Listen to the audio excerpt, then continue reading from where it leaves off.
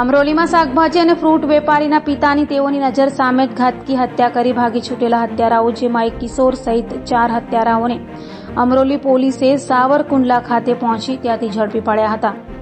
Amroli police પાસેથી મળતી માહિતી મુજબ શાકભાજી અને ફ્રૂટ ટેમ્પામાં વેચવા ગયેલા સની અને તેની પત્ની સાથે આરોપી અલ્પેશ ઓગણિયા સહિતનાઓનો ઝઘડો થયો હતો, જેની અદાવત રાખી અલ્પેશ તેના પિતા અને ભાઈઓ સાથે સનીના ઘરે પહોંચ્યો હતો, જ્યાં સનીના પિતા સહિત ભાઈઓ પર જીવલેણ હુમલો કર્યો હતો, જેમાં સનીના પિતાનું મોત નીપજ્યું હતું.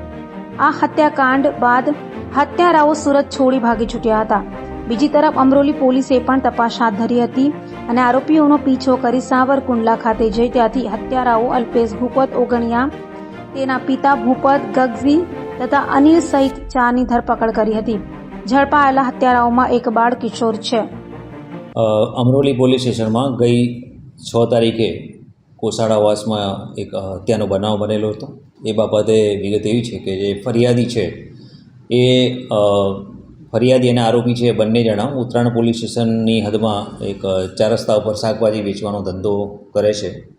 એમાં આરોપી છે જે કાયમી જે જગ્યા પર ધંધો કરતો હશે એની બાજુમાં ફરિયાદીએ પોતાનું શાકભાજી વેચવા માટે ગયા હતા. તો એ બાબતે આરોપી એવું કહ્યું હતું કે એમને ત્યાં આગળ આવવું નહીં અને ત્યાં બેસીને ધંધો કરવો નહીં. એ બાબતે એમને બોલાચાલી થઈ હતી.